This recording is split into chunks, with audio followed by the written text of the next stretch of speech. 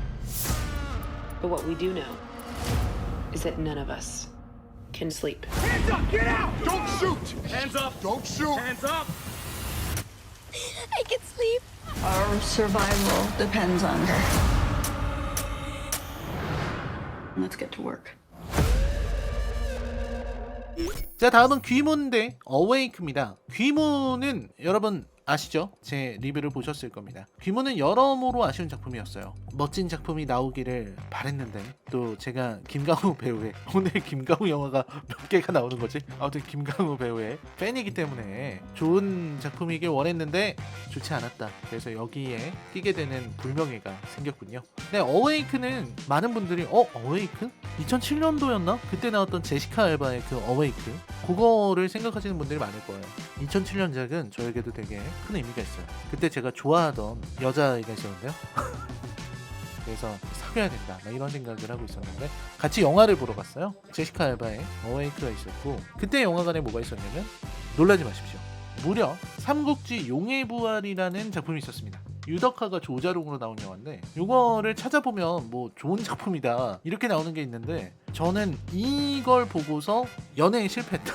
정말 이 영화 삼국지 그러니까 저도 그때 당시에는 이런 일을 하지 않았기 때문에 그냥 좋아하는 여자애랑 가서 삼국지에 대해서 이렇게 설명도 해주면서 좀 영화를 봐야겠다 이런 아주 발칙한 생각을 하고 들어갔다가 영화가 끝나고 나서 그 여자분은 저를 빠지는 듯한 눈으로 네가 어떻게 나한테 이런 걸 보여줄 수 있어? 그런 말을 하지 않았지만 그 눈빛으로 저를 쏘아보고 있었고요. 저는 고개를 숙여야 했습니다.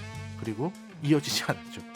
제가 이 얘기를 왜 하죠? 하여튼 이 어웨이크는 넷플릭스 어웨이크입니다. 그때 만약에 제가 어웨이크를 봤다면 그때 제가 2007년 어웨이크를 봤다면 어쩌면 저는 지금쯤 그렇죠.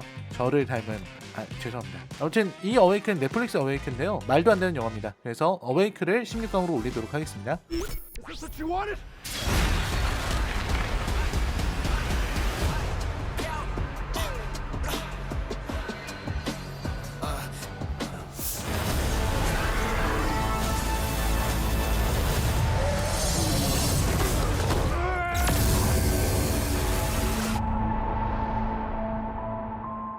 자, 그 다음은 마블 레전입니다. 샹치와 텐링즈의 전설 그리고 이터널스인데요. 샹치와 텐링즈의 전설 아쉬운 작품이었죠. 이걸 마블 영화라고 해도 되나 싶을 정도였습니다. 게다가 제가 차마 이 영화 리뷰를 할 때 이 외모 얘기를 못했어요. 근데 저는 보면서 이게 미국인들이 아시아인을 바라보는 외모라는 게 이런 건가? 라는 생각이 전 좀 많이 들었습니다. 내용 자체는 전형적인 마블식 스토리였는데 중국적인 분위기를 살리려고 하다 보니까 영화 자체가 약간 마블 영화처럼 느껴지지 않는 이상한 요소들이 많았던 것 같아요. 특히 이제 신비의 마을로 들어가서 거기에서 이제 백병전을 벌인다는 이야기는 여전히 안타까웠다. 그래도 뭐 와칸다보단 낫죠. 와칸다 같은 어이없는 내용은 아니었기 때문에. 그 다음에 이터널스인데요. 이터널스를 올리겠습니다.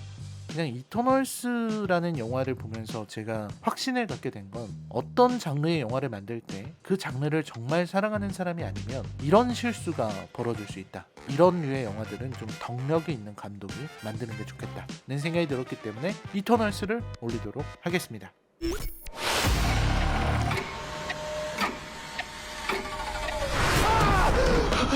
누가 진짜 난지 모르겠어야 되는지. All I ever wanted in this world is carnage.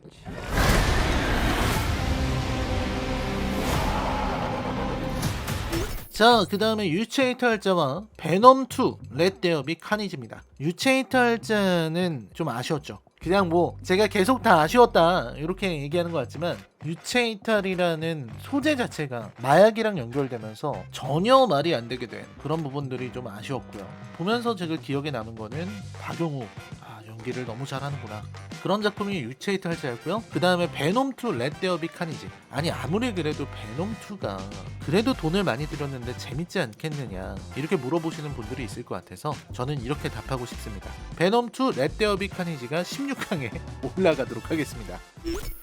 아름다운 올림픽의 도시에서 이게 뭔 상스러운 짓이나.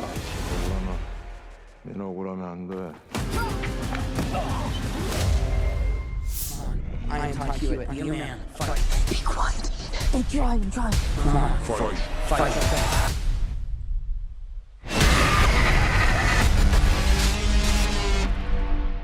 자, 이번에는 강릉 대 카오스워킹입니다. 네, 강릉.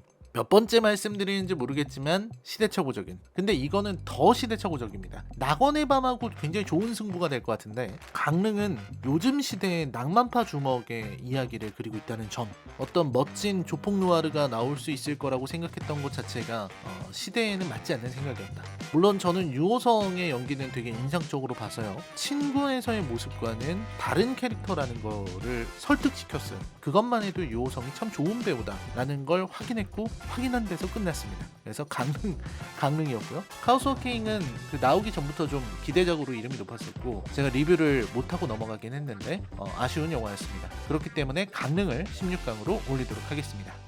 Operation Cosmic Sin is now a go. Suits up. That's something, huh? We didn't know whether to burn it or put it in a museum. I'm sure they said the same thing about me. The hard part is living with it.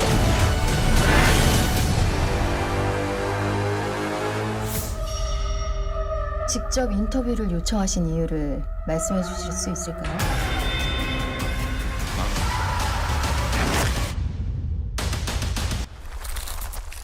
자, 다음은 코스믹 신 그리고 방법 제차입니다. 코스믹 신은요, 여러분 이 작품은 브루스 윌리스 나온 영화인데 요거는 역대급입니다. 그 말 한마디밖에 할 수가 없어요. 역대급이다. 그냥 방법 제차이, 얘도 역대급입니다. 거의 방법 제차이는 왜 어째서 어째서 이런 생각을, 제차이라는 게 이제 죽은 사람이 다시 일어나는 그런 걸 말하는 거죠. 그리고 되게 인상적인 그런 연출을 하기 위해서 노력을 했는데 그게 좀 기괴해버린 작품이다. 그래서 방법 제차이는 제가 시간을 내서 한번 리뷰를 할까? 좀 다뤄볼 만한 졸작이라는 거죠. 그런 면에서 코스믹 신을 올리도록 하겠습니다. 코스믹 신 16강입니다. 자, 16강 대진입니다. 자, 첫 번째 대진. 비와 당신의 이야기 대 제8일의 밤. 비와 당신의 이야기 정말 안타까웠죠. 저는 중간에 장구경을 사용하는 부분에서 이것은 로맨스가 아니다, 그런 의미에서 저는 제8일의 밤은 말도 안 되는 영화예요. 제8일의 밤을 8강으로 올리겠습니다. 이거는 아무리 제가 비와 당신의 이야기를 싫어해도 제8일의 밤을 이길 수는 없습니다. 제8일의 밤은 역대급입니다. 여러분 아까도 말씀드렸죠, 공포 영화계의 엄복동이다, 이렇게 말씀을 드릴 수 있겠습니다.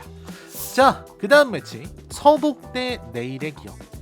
이것도 둘 다 한국 영화고 좀 말하기가 좀 불편하긴 한데, 내일의 기억은 이런 마지막에 집에 불나는 장면이라든지 이런 부분이 저는 좀 되게 아쉬웠다는 생각이 들어요. 하지만 서복은 마지막이 더 아쉬웠어요. 게다가 서복은 제작비도 많이 들어간 작품인데 이렇게 지루할 수가 없습니다. 그런 의미에서 저는 서복을 올리도록 하겠습니다. 자, 매트릭스 리저렉션 대 새해 전야입니다. 아무려면 잠깐만, 이 16강 대전이 너무하네. 아무려면 매트릭스 리저렉션이 새해 전야를, 이거는 좀 말이 안 되죠. 솔직히 이건 좀 선을 넘었습니다. 여기에서 매트릭스 리저렉션을 8강으로 올린다는 거는 선을 넘은 거다, 그거는 억가다 라는 생각이 들기 때문에 매트릭스 리저렉션을 8강으로 올리도록 하겠습니다. 매트릭스 리저렉션 너무나도 실망스러웠습니다.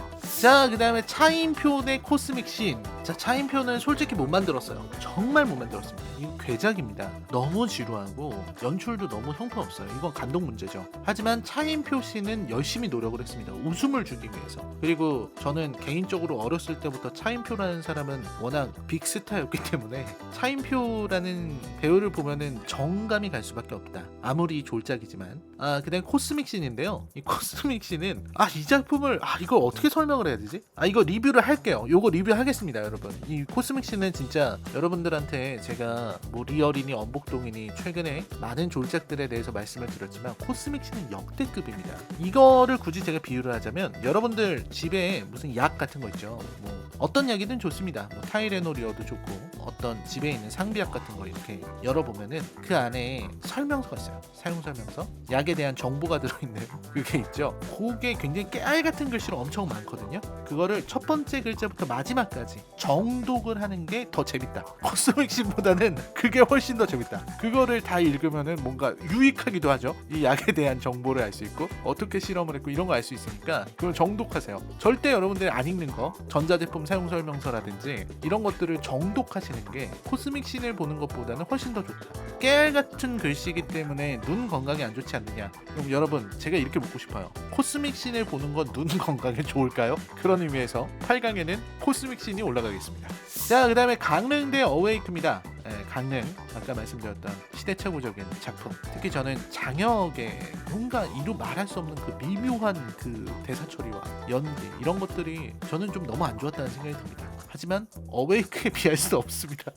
어웨이크 막장 영화고요. 어웨이크를 올리도록 하겠습니다. 8강의 어웨이크. 이건 너무 차이가 나요. 강릉은 왜냐면 볼 수는 있어요. 영화를 보면서 뭐 취향에 맞는 사람들은 옛날 느낌이긴 한데 그래도 재밌다 이렇게도 느낄 수가 있을 것 같아요. 하지만 어웨이크는 누구도 즐길 수 없다는 점에서 어웨이크를 올리겠습니다.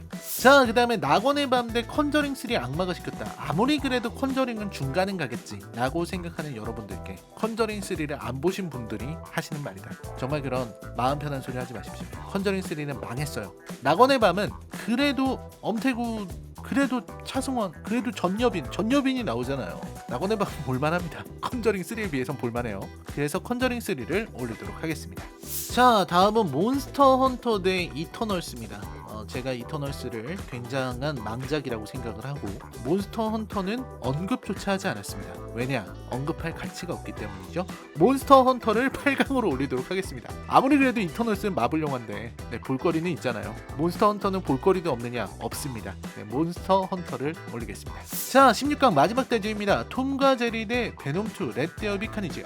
톰과 제리, 제가 말씀드렸죠. 클로이 모레츠를 좋아해서 톰과 제리를 봤는데 내상을 입었다. 베놈2 렛데어 비카니지는 어떤 작품이냐? 베놈 1을 보면서 내상을 입었기 때문에 마음의 준비를 단단히 하고 보러 가서 큰 데미지를 입었다. 견딜 수 없었다. 가드를 올리고 맞았지만 베놈 2가 내리치는 힘이 너무나도 강했기 때문에 도저히 뭐 어떻게 할 수가 없었어요. 그리고 베놈 2는 만들다 말았고 편집도 이상합니다. 중간중간에 의미 없는 장면들, 연결되지 않는 장면들이 너무나도 많고 전투 자체도 형편없었다. 스파이더맨 노웨이 홈에서 뭔가 에디와 베놈이 뭔가 보여줄 것 같았지만 떡밥만 남기고 사라졌다는 부분에서 베놈 2를 8강으로 올리는 건 당연한 일인 것 같습니다. 자, 그 다음에 8강의 대진표가 떴습니다. 놀랍게도 한국 영화가 하나밖에 없습니다. 작년에 나왔던 한국 영화 중에 졸작도 많았는데 그만큼 외국 영화들도 졸작이 많다.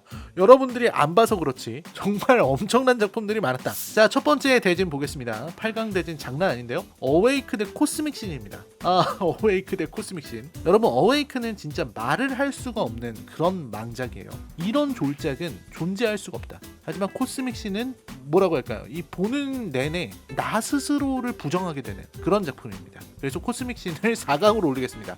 이거 어웨이크 대 코스믹 씬이면 결승에서 붙어야 되지 않나 싶은 대진인데 코스믹 씬으로 하겠습니다. 자, 다음은 컨저링 3 악마가 시켰다 대 몬스터 헌터. 자, 컨저링 3 망작이죠. 정말 망작입니다. 하지만 여러분, 몬스터 헌터는 밀라 요보비치를 좋아하는 사람이라면 더 보면 안 되고요. 원작 몬스터 헌터를 해봤다. 절대로 보면 안 됩니다. 그런 작품이 몬스터 헌터이기 때문에 저는 몬스터 헌터를 올리도록 하겠습니다. 자, 그 다음 매트릭스 리저렉션 대 제8일의 밤. 저의 패턴 아시죠? 매트릭스 리저렉션이 아무려면 제8일의 밤, 이건 아니죠. 그리고 정말 이건 아닙니다. 제8일의 밤은 연구할 만한 가치가 있는 그런 망작입니다. 매트릭스가 여기까지 올라왔다는 것만으로도 제가 지금 댓글이 벌써부터 무서워요. 벌써부터 라이너 매트릭스 싫어가지고 말도 안 되게 억까한다고 그런 말이 올라올 것 같은데 재미로 봐주시고요. 이런 콘텐츠는 제8일의 밤은 당연히 말도 안 되죠. 제8일의 밤이 4강으로 가도록 하겠습니다. 자, 8강 마지막 대진입니다. 서복 대 베놈2 렛데어 비카니지. 뭐 이거는 서복이 못 만들긴 했지만 베놈2에 비할 건 아니죠. 4강으로는 베놈2 렛데어 비카니지로 가도록 하겠습니다. 자, 드디어 역대급 대진이 완성이 됐습니다. 베놈2 렛데어 비카니지 대 코스믹 씬. 한마디로 이 대진을 정리를 하겠습니다. 베놈2 렛데어 비카니지는 그래도요 심비오트가 나오고요, 그래도 카니지가 나오고요, 그래도 싸웁니다.